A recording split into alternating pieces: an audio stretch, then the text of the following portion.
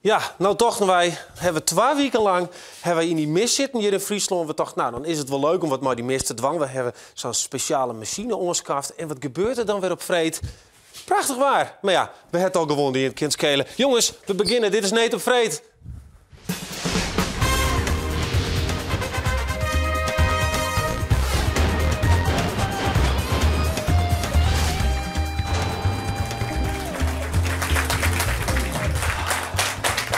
Ja jongens, ik zou al welkom bij het wie daar zo smokerig. Hey, het wie een hele mooie week voor mijn collega Harm Wijstra. Zit een simpele youth-verslagjouwer. Hij komt uit de woorden, zit hij daar tussen honderden camera's bij de première van Nova Simla. En op waar rint de mooiste vrouw van de wereld al? Deze meneer even, ja. Ja, die is hier. Oh, hier ben je! Ja, hier ben we, maar het is wat druk hier, Duitse. Ja, ken je er wat tussen? Ja, dat wil je toch al leren als omroepverslagjouwer. In de Duitse speciale tijd daar komt. Om tafel praten wij met oud-PVV Jelle Hiemstra. Hij had een nieuwe partij oprichten. Maar het ging deze week vooral over die anonieme brief. En zij hadden flink wakker van lijn. Of het wel kleer komen zo, maar er is nu toch weer een Frieske Music Night. Mark de Bruin en vrouwtje Kids zijn er heel kleer voor. En Bas Hollenberg van restaurant De Walrus is de gast. Hij is jonge ondernemer van het Ier in het Waddenwurden, het Volslijnenwadden. Wat is zijn geheim? Ik wil het van hem weten. En Djoeke die protesteert bij de terugzetters van de Occupy-beweging Iljouwert. Ja, Djoeke, dus die is er al zelfs. Een mooi tentenkamp achter die. Wat is die opdracht, Joet, bij die mensen daar? Het ziet er hier wel heel smok uit, maar ik wil heel kort voor zelfs. Ik al is net mistig meer. En ik wil wel heel graag weten hoe ze hier oerlibje. En of er nog wat toeteren wordt. Want het jet, hè. Er zit een boete op toetering van maar liefst €350. Dus 3 keer toetering, nou reken die maar uit. Een soort. 1050, bedankt. We hadden muziek verder nog van de Stone Crops. Die komen hier op dit plak te steen naast werk. Nou, weet ik nou steen. En de minuut is van de showband Domuco uit Dokkum. Nou, we beginnen op tafel. Dag meesken. Hier zit al lekker te eten. Ja. Nou, een vrouw erbij, altijd leuk. Een koppel zelfs. Jelle Hiemstra. Ja, je wien flink in het nijs. Bas Hollenberg ek flink in het nijs, hè? Jonge ondernemer. En Jo, dit man, wat is dit eigenlijk? Wat de vuil is dit? Dit is Moon Sugarbak van de wereldberoemde in Friesland. Oké, geen telefoon hoor. Steen. Ik snap dat je hem de druk hebt al hier als drukbezitter. Maar nee, geen telefoon. Het krijgt het schijnbaar ambitie. Is het lekker trouwens? Oh, het is echt heerlijk. Ja, Mark? Dat heeft al aardig afvliegwest, zeg ik. Avondeten, hè? Ja? Oké. We beginnen met Hiemstra, want de gewelddadige oerval op Jelle Hiemstra en zijn vrouw die kregen deze week een nuvere draai. In een anonieme brief onder omroep schreeuwt een man dat Hiemstra zelfs de opdracht doen had van die sanerende onslag. De timing kan van de politicus net beroerde, want de oud-PVV kon correct met zijn eigen programma van zijn iemandsfractie Friese Koers. Ja, Jelle Hiemstra, welkom. Dank je. Ja, mooi dat je er binnen. Hey, ik kan me zo vaststellen, dan gebeurt dat op 4 september. Er komen de 2 maskerde mannen bij jou binnen. Die oevallen jou en je vrouw. Gaat er heftig ontdaan. En dan, dan wordt het uitzocht. En dan binnen toch een paar mensen die zeggen, hij heeft het zelf in scène zetten. Het is net wier. Ja, hoe is dat om, als mensen dat doe je zeggen? Misselijkmakend, dat heb ik al vaker zijn. En daar blook ik bij. Ik heb 12 inslagen, mooi ploer door op mijn skedelhond. En het is wonder dat ik nog leef dankzij mijn vrouw. En dat er één of meerdere personen, ik weet het net. Maar hoe dankzij je vrouw dan? Wat had ze toen? Mijn vrouw die had toen het gevecht plaatsvond. En ze liet haar maar rust. Die had toch wel even een paar tikken uitdeeld. Ze vol op jou inslaan? Ja, en dat wie het grondste van bloed van boven.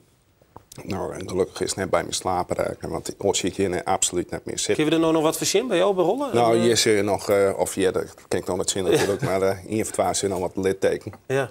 Maar de rest, godzijdank, valt het goed mooi. Ja, dat is wel traumatisch, denk ik dan nog net. Dat is een complete nachtmerrie, dat kun je goed voorstellen. Ja. En onze dochter, wie toen draaide, die stierf op de bank. Die had gelukkig niks mooi maken, maar het is afschuwelijk dat mensen dat ze een brief schrijven. Als ze dan tippen, waarom gaan ze dan net naar de politie daar? Ja. En dan ga je net naar de pest daar. Dan ga je gewoon naar de politie daar. Want ik heb die brief lezen en het is een brief, ja, hij is bij ons bezwaar bij de omroep, ik bij de kranten. En dan wordt zijn, ik moest voor €75 moest ik gemaskerd, bivakmuts op. Moest ik dat wan, moest ik stickers opplakken, posters plakken op morgen. En nog heb ik die €64 net van hem kregen. En dan ging ik naar de media daar. Maar het aparte erom is nou dat het Openbaar Ministerie neemt dat heel serieus, die brief. Ja, ik denk dat het Openbaar Ministerie de brief serieus neemt om een reden om te zien wie het eventueel die screunt het natuurlijk. Want dat is van belangrijk. Nou, ze zei ze, we nemen het serieus omdat wij verder geen onknopingspunten hebben. Dus misschien is het wel zo dat hij het zelf verzonnen heeft. Ik heb zelf rechtenstudie dingen. En het eerste wat je altijd moet doen in zulke zaken is inderdaad...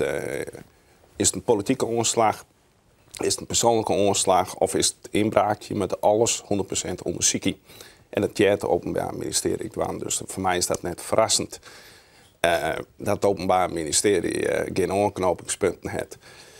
Ja, ze weten dus eigenlijk net wat het dient. Ja, ze weten er nou ja, niks goed. van. Dat zou ik kennen, dat zou ik wel net kennen. Het zou vreemd zijn dat het Openbaar Ministerie nou iets zegt van enorme aanwijzingen, maar we doen dit direct bij. Dat is soms helemaal net verstandig. Ja, maar het NFI, de DNA-onderzoek die... Daar ben ik heel blij mee. Ja, dat gebeurt vast. Maar je kan ook aan de horenkant redeneren van ja, waarom nemen ze dit überhaupt serieus? Nou, omdat ze dat wettelijk verplicht binnen. Omdat elke iemand die iets doet en het behoorlijk in belangstelling stien om dat te onderzoeken. Dus je mag je mogelijkheid uitsluiten. Maar even natuurlijk niet. Het is echt weerzienwekkend dat mensen dat doen. Want het is natuurlijk puur persoonlijk gericht. Ja, om je kapot te maken. Jij zei van het is een politieke onslag geweest. Ja, hebben ze wat roppen nou jou? Nee, is helemaal niks zijn. Hoe weet je dat dan? Nou, dat mijn vrouw die iepen. En ik ben maar een Arabische vrouw trouwd. Even duidelijkheid. Ze komt uit Libanon. En ze schrok. Het zei er vast om. En toen ging mijn vrouw bijna doorticht. En even later kwam de tweede man met een vader aan. Het was een grote ciële. En sliep mijn vrouw met rust. En iemand pakte me hier beet. En de hoorde sloeg me zo'n soort bloeddode. Ja. Had je net 12 keer maar slaan weer. Ik weet dat ken je een bloeddode? Ja. Maar Van die stiekels erom? Nee, zo'n klein dingetje. Maar dat valt het niet maar, want er is alleen nog maar een ambulance geweest. Je hoeft net naar het ziekenhuis, hè? Nou, zijn dat juist is dat ik vreeg bij Paul en Witteman. Het waren zulke kleine inslaagjes en dan moet het hechten worden. Ja. Maar dan is het zeer om het te hechten dan of net, want het puntjes bent er iets. Maar goed, je hoort natuurlijk net over die onslag, maar over de Friese koers, want dat vind ik ja, dat is een partij, maar dat snap ik ook wel dat je daarover praten wil. Maar wat er toch een beetje hing in bloot in, dat is, ja, hing het er een luchtje aan die man. Hè? Ben je net benauwd dat jou aansma die Friese koers, maar je wil van alles, je wil de bussen weer waarom en keers en Borgemasters, neem maar op. Nou, libertaire eerst maar. Nee, maar ben je net benauwd dat er aansma iets ontsteert van ja, de man van Friese koers, hij is uit de PVV stap, maar dat is dat net die man die het mogelijk zelf zij iets organiseert heeft? Nou, nee, daar ben ik helemaal naar bang van. Want het Openbaar Ministerie en de politie heb ik 100% vertrouwen in dat ze de daders in pakken. Dus daar zit ik absoluut net door in. Nee. Dus dat twijfel ik net. En natuurlijk is de ambulance langs geweest en ben al rapporten opmaken en geen misverstanden daarover. Maar ik een hele sterke zaak dus. Nou, ik gewoon niet een sterke zaak. Nee. Of maakt het je juist krachtiger? Als politicus die zegt van nou, ik heb een politieke oerslag hoe libben en dan wil ik verder. Nou, natuurlijk wijzen. Zij iets kun je net in je.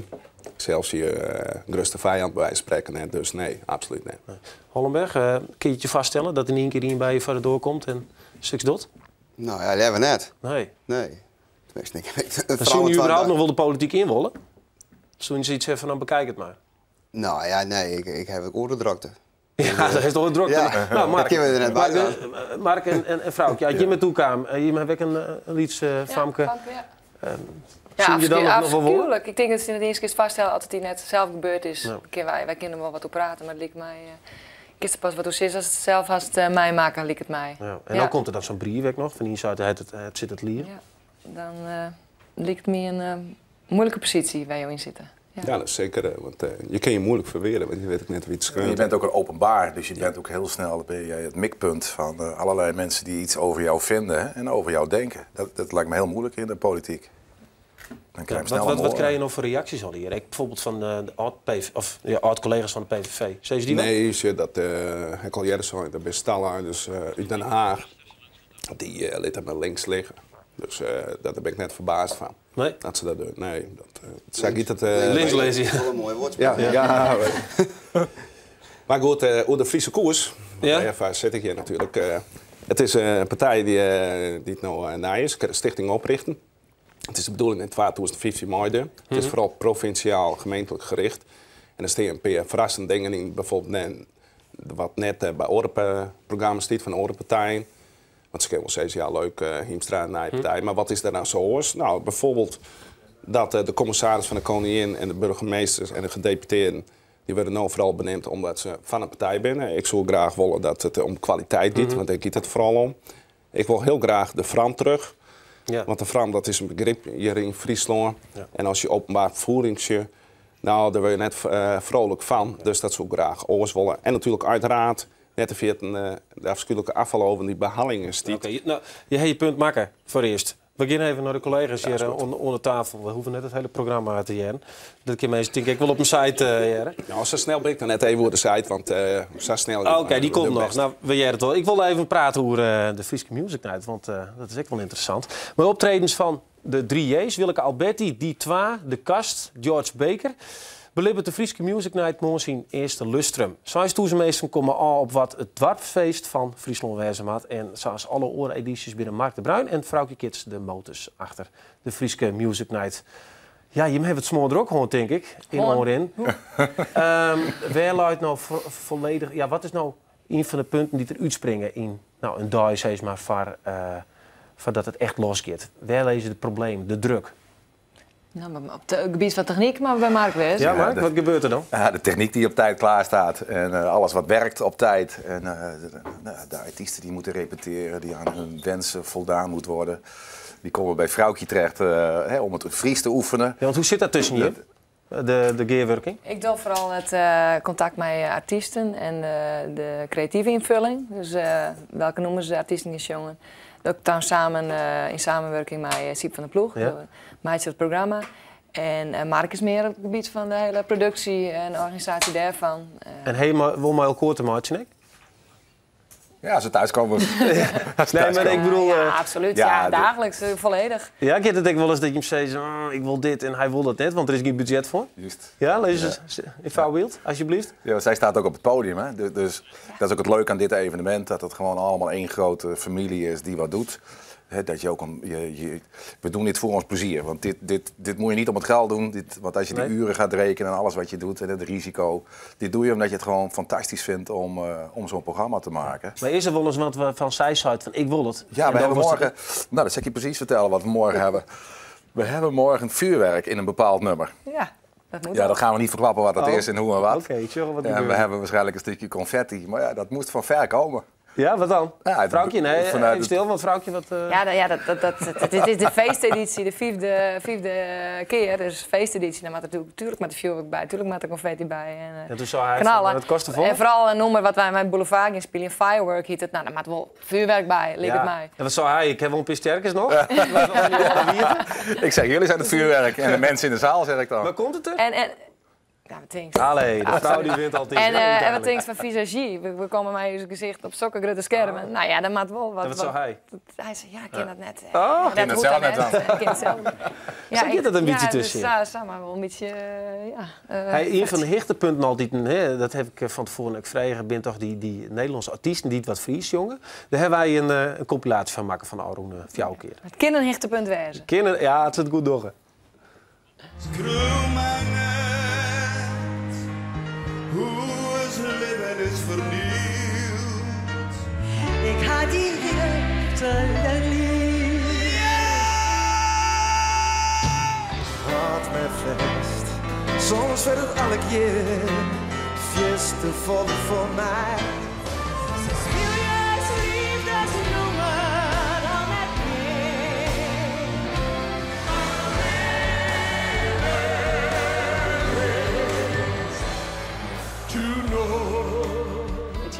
Ja, een beetje Duits inderdaad. Die maken er helemaal niks van in de lijst. Nou, wie dat nou een chefvaller? Nee, want er binnen wel minder. Ja, kom op hier nou. Maar alsjeblieft, kom op vrouw. Nee, ik vind het best leuk. Nou ja, ik denk dat Margriet Ershuis, die direct nog wel wat mooi te mij. Waar wie er nog meer? Het wordt soms een beetje Deens in zijn. Ja, ze maakt het moeilijker dan het is. En Westbroek. Ik weet Ja, die kon die hele tekst net. Maar sommigen die dat ik zo goed. Xander Buzier weer heel goed. Hè? Ja. Die zit natuurlijk gewoon in de top, Friese top 100, maar houdt me vast. Ja. En een aantal die dachten dat echt, daar had het de ene meer gevoel voor dan de andere. Dat is duidelijk. Hey, ik wil even maar je daar naar te organiseren, want het is nou de 4e keer. En die andere keren, die eerste 3 keer ging heel goed, de 4e ging al wat minder. Hè? Moeilijke tijd. Ja. Op een gegeven moment komt er dan een faillissement, Mark, van het bedrijf. Hoe moeilijk is het dan om nou die 5e keer werd het dan? Nou, dit was de zwaarste bevalling van allen die erbij zat. Ja, waarom? Dat moet je ook relateren aan de btw-verhogingen, de recessie die er leeft, de mensen die hun geld maar 1 keer uitgeven. Dat was eigenlijk het allermoeilijkste. Het was toch van bij deze van ik kappen mooi? Ja. Ja, wanneer? 2,5 maand geleden. Waarom? Ja, kijk, vroeger, de Friesen zijn heel trouw, dus die zijn niet zo snel bang dat er een recessie komt. Dat besjoggen wel goed komt en we maken ons net zo druk.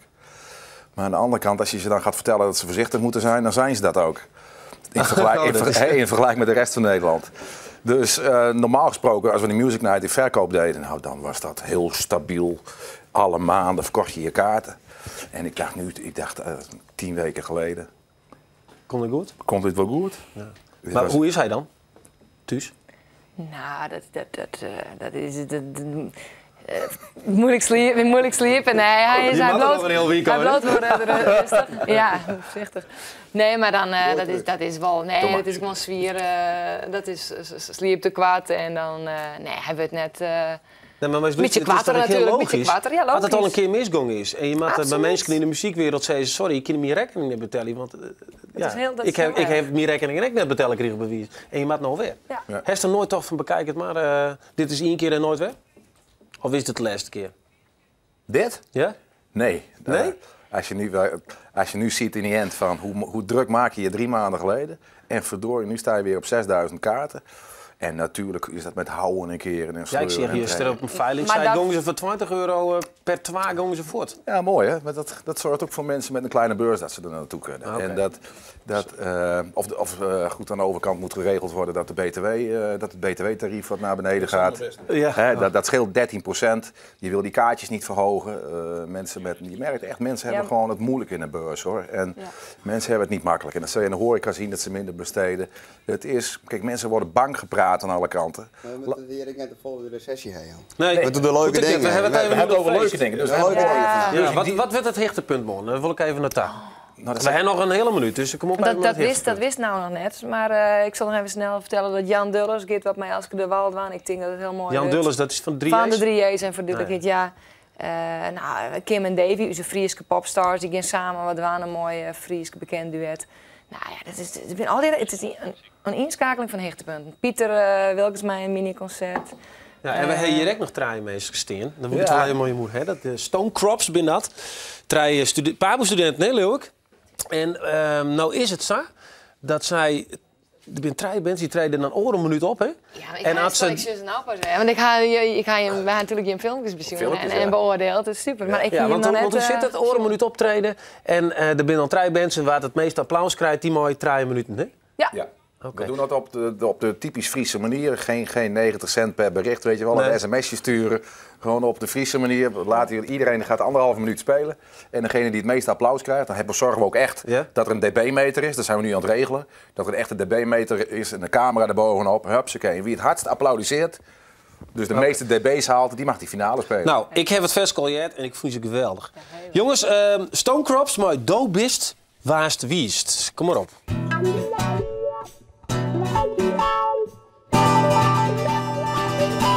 Door is van mij uit en ik denk dan on u is het uit.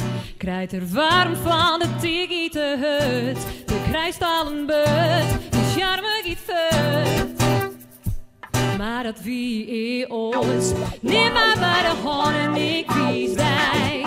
Was doe je het is wies van mij, oh hier is het lief van Epke, hier is het lief van Epke, hier is het lief van Epke. Van kus wie een kijk op mij, maar dan voelt de stops op mij. Oh hier is het hier van Siep, hier is het hier van Siep, oh hier is het hier van Siepke. Maar jij dus nou, we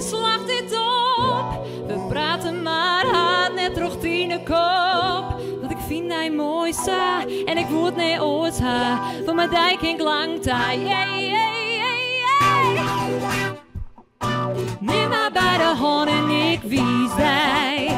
Was toch altijd blues van mij. Doe hast het hier van ziek, doe hast het hier van ziek, doe hast het hier van Siepke. Ja, mensen, een applaus. Stone Crops. Ja, geweldig, hè? Hey.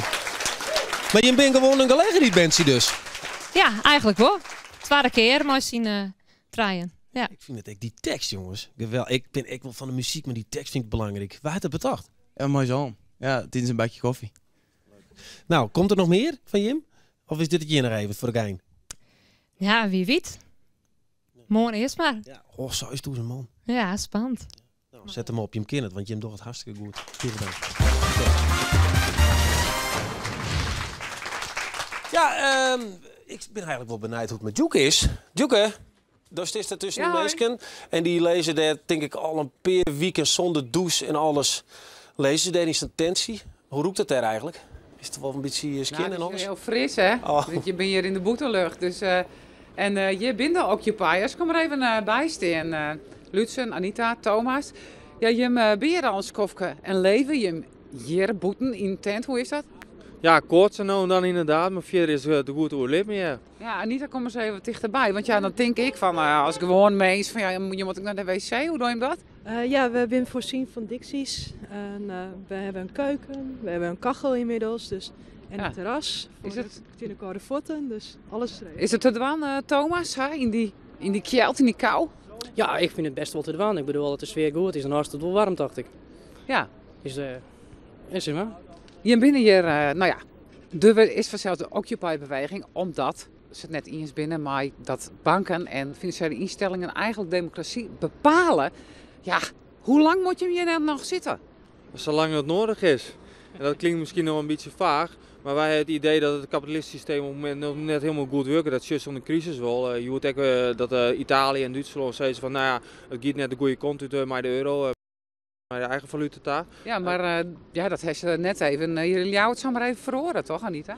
Nee, maar we moeten toch ergens beginnen. En we staan hier op een goede groen. We zijn groeiende. We zijn nog maar 2 weken bezig. Een groep van 100 man, denk ik. Ja, en een 100 man. Dus Ljouwt denkt, nou, dat is nog helemaal net zo volle, Thomas. Want het is net zo dat Ljouwt nog massaal uitrent hier naar je plakje. Nee, maar het is de bedoeling dat wij juist de mensen gaan informeren over hoe het in elkaar zit. En als toen de mensen net informeert, of net de kennis haast, dan kun je een alternatief bieden. En het is de bedoeling dat we hier teruggaan naar de root, naar de essentie van de problematiek. En dat we het zelf maar gaan oplossen. Want ja, juist hier om die heen, de mensen die daar zijn, die lossen net op. Dus wij moeten werk met ervan. Je moet het werk doen. En dan wil ik weten. Iedereen moet het werk doen. Trouwens, hebben we een stukje die kant op rennen. Daar moeten we even hier omheen. Even de cameraman die rent even mooi is mij. Want ik wil toch even zien hoe het hier een beetje uitziet. Dit is zeg maar je huiskamer. Ja, dat klopt.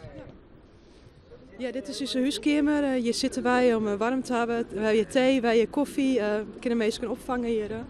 Dus, ja, hier is het gezellig en er is ook een lekker kacheltje. Ja, Lutsen, is het nou zo dat je continu mee kan binnen? Want ja, s'nachts moet er de boel bewaakt worden. Vrouwen 20 uur binnen je mensen inderdaad. En we hebben een nachtteam inderdaad en maandag is een ochtendteam. En hoe daar komen er altijd mensen langs. Dus eigenlijk is er altijd wel iemand. Ja, en er krijgt wat toeteren.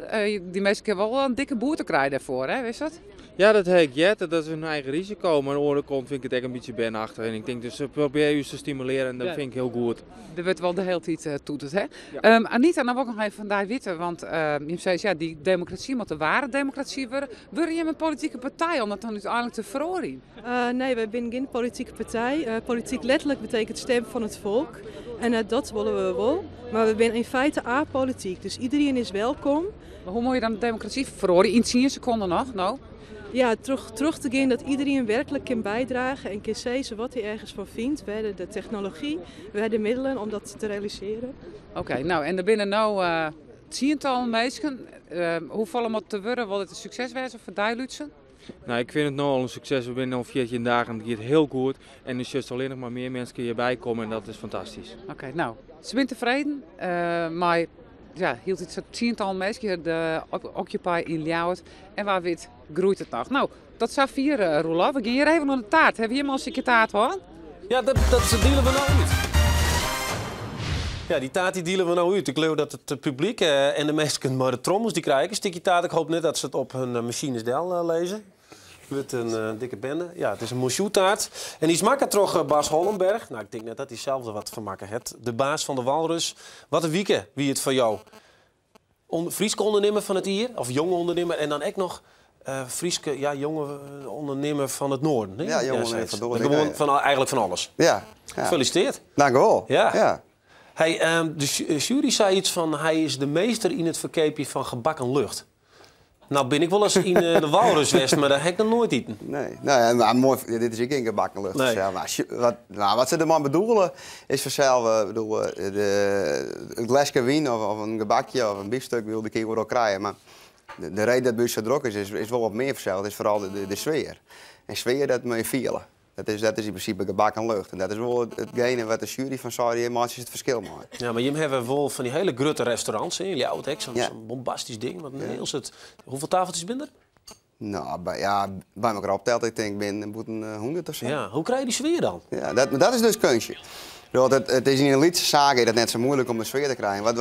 Wat u gewoon slagen is de laatste hier, en in Snits en in Ljouwert, is wat we voor de eerste wel zagen hier toen we er begonnen. Het is gewoon heel groot. Ja, met zwaar in al die liedse romtes, dat het wel smoek houden en gezellig houden. Dat de mensen zich thuis vielen. Dus achter de schermen is gewoon een heel groot bedrijf, logistiek. En voor de schermen, op de vlier, bij de tafeltjes en aan de bar. Met de romte zijn deel dat het net het gevoel is als je zo'n hele grote ziel zit. En dat wil ik net. We willen gewoon de persoonlijke aandacht, dat het gezellig is, dat het snel is. En nou, dat is slagen wat nodig. Nou heb ik eens een keer bij hem zitten en toen dacht ik, nou, een heel leuk famke die thuis dat eten houdt. Ja. En de bestelde maat van mij die bestelde whisky en dat gooide ze in een cognacglas. Ja. Wat gebeurt er dan bij een ondernemer die dat al hier tot in de puntjes toe geregeld heeft? Nou, dat is net goed gegaan. Dat is waarschijnlijk wel aplast. Nee, maar wat ik bedoel, er zit een visie achter. Ze maken het goed wel. Ze maken het net alleen nog leuk uitzien. Nee, maar als je dit is een incident geweest. Maar als je dat bent dingen... Ik heb ook al het eerste wat ik zei daarin bij de jury. Ik bedoel, we hebben 140 man aan het werk.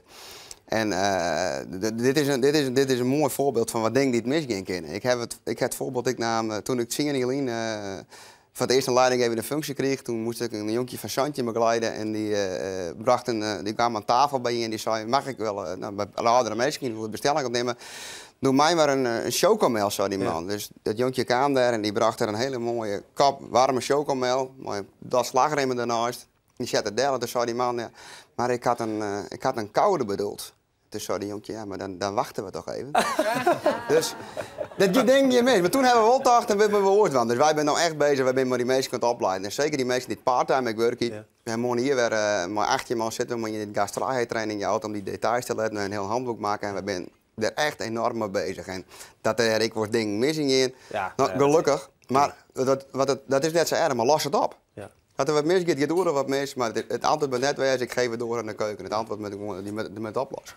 Ja, wat ik zo knap vind van jou, dat al je zonder diploma's dienen. Wat is je diploma? Nou ja, ik heb wel een zwemdiploma. Ja. En hygiëne tegen? Sociaal hygiëne. Maar dat is toch mooi, dan ben je ondernemer. Zo'n 38 jaar? 34, dat is je compagnon. En dan liet je al die mensen met universitaire opleiding in de steek. Zeg je gewoon, bekijk het maar. Ik doe het zo. Ik volg mijn eigen paard. Ja, als je wint natuurlijk, ik ben net helemaal in de war. Maar dat is kwalijk in dat we net echt, helemaal op in lijn. Ik ben wat puberig, dus nee. Maar wat is het advies aan die ondernemers uit Friesland die nog wat willen? Nee, wat willen. Als je wat vooral is, het is net alleen een product met gewoon goed wezen, kwaliteit met goed wezen. Maar was momenteel in de staatjes. Wij zijn net heel erg mee bezig met een jou, dat momenteel goed. We moeten sfeerverkeer bekijken in die stad. Als er geen sfeer is in die stad, je moet de meesten momenteel een Sinterklaas cadeautjes op internet kopen, de schoen en de jassen. Dus we hebben in de stad, we hebben heel veel ondernemers onder elkaar aan het organiseren. Dus we hebben nog wel lekker snijden, Christmarkt hier in Ljouwert bezig, maar de Sint-Jacobstraat goed bezig en de kleine kerkstraat. En dan ik doe dingen organiseren in die stad, dat er een reden is om naar die stad te gaan. Christverlichting ophangen en evenementen organiseren met muziek of voor de band, met springkussens of chanticoor. Altijd maar wat gebeurt in die stad, dat er een reden is. De meesten die kennen natuurlijk wel schoonkeer op internet. Is dat zo trouwens, Hiemstra? Je komt uit Snits? Ja, ik ken hem ook en het is grandioos wat ze er del zetten. Want de oude restaurant van de Wal, dat wie helemaal niks meer. En toen hun dienen echt compliment perfect en zo georganiseerd. Lekker op. Ja, dat scheelt natuurlijk ook. Daar heb ik nou iets positiefs in natuurlijk. Nee, maar het is echt grandioos. De heer. Ja, hier heb ik wel eens eten, Maurits. Absoluut. Dat kan je even denken eigenlijk. Ben ik wel eens een keer voortstuurd op Sneuntejoen. Dat ze zeiden, ja, we zitten vol. Mooi. Ja, dat is het ideaal, denk ik. Hoe net? Nou ja, dat baat op steun inderdaad. En wat we wel hebben is dan wachten. Maar het is inderdaad, ja, het komt wel eens voor dat we zeker steun nieuws, dat het inderdaad dat het vol is. Dus, hey mensen, bedankt voor je komst. Succes met de partij, succes met je verdere plan die je maakt morgen, hè? Knallen, steeds toi, hè, zeg je dan. Ja, dat is het beste, hè? Okay. Ja. Dus de mensen klaar voor de minuut. Dus ik wil wel even jaren wat ze doen. Zal ik er even herinneren, want er zit een man in het min. Die houdt nou al tekens. Tingelingeling. Hey, goeie, waar ben je? Goeiedag, ik ben Willem Eijsma en ik ben de voorzitter van de showband Domuco in Dokkum. En wij willen graag wat reclame maken voor de uitvoering van morgen, jongen, die we houden in Sporthal de Doelsteen. Ja, nou, je mag beginnen, de minuut rent. Ik weet het of je... Ja, hij begint. Hij rent, prima. We beginnen om 8 uur in de Doelsteen. En de entree is gratis, dus iedereen mag een hele lietse beurs kan bij ons komen. Onze show wordt opgezet met hele bekende artiesten. Die natuurlijk net zelf langskomen. Maar welke artiesten? Nou, we hebben bijvoorbeeld Gerard Joling.